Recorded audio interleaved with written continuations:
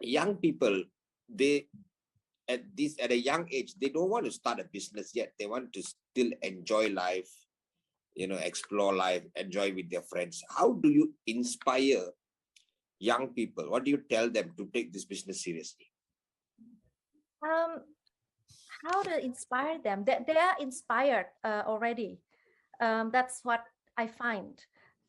Every time I speak to the younger generations, so-called 18 to below 30 years old, they are inspired by I think social medias. They're inspired by a lot of stories on the internet about how successful somebody can be. So it's kind of something that already been instilled in their mind that to be successful in the young age, it's possible. So that really, when you have this opportunity for them to chase their dreams, it's just meet in the middle, and yeah, and it's just happened naturally. You see, the only problems with the younger generations is that if they want to start early in their lives, then they didn't have backgrounds, they didn't have experience, and definitely they didn't have money. You see, like students, they haven't got a chance to go to work, like 18 years old.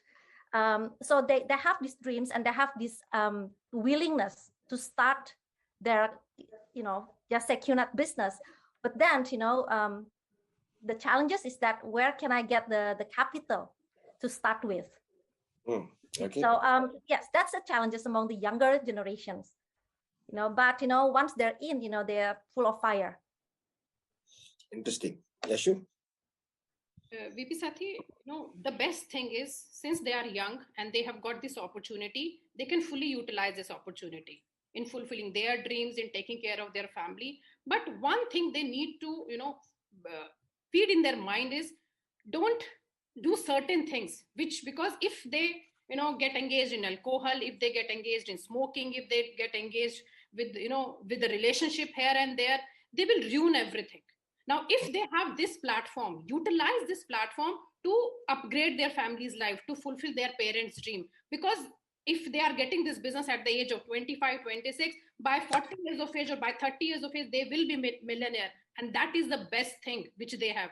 But because of the small enjoyment here and there, enjoyment also happens when they help one needy person to upgrade his life, to feed a poor person, to take care of the person who is not getting education. That is also enjoyment. So what I can say, by my experiences, enjoy these things. Don't get into the things which are not acceptable, because one or the other time they will realize themselves what they are doing.